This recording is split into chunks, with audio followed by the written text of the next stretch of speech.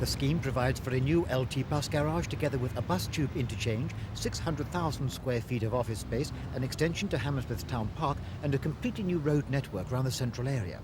But the GLC member for Hammersmith, who's also County Hall's Transport Supremo, Dave Wetzel, thinks the local council's got it all wrong and should learn from what's happened in other boroughs.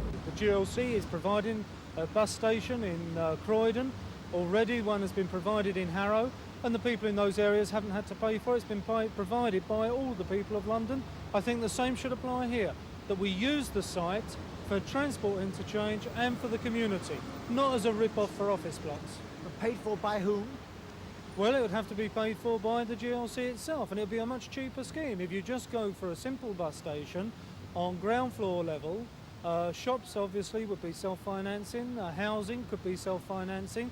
That is, to my mind, the best use of the site with public open space, so that the people of London want to visit Hammersmith and use the facilities here at Hammersmith, and local people can enjoy those facilities as well. Hammersmith and Fulham Council believe the scheme does solve LT's problems in the area, and that the GLC is wrong in opposing other aspects of the plans. Clearly, the GLC was involved in the outline permission back in 1980, and at that time they didn't object. Obviously, there has been a change of control at the GLC, and they've changed their views on that. I must say that I do feel it is a site that is suitable for office use. Other uses, large-scale public housing, especially family housing, clearly wouldn't be suitable on a site that is, after all, in the middle of the second busiest transport junction in London.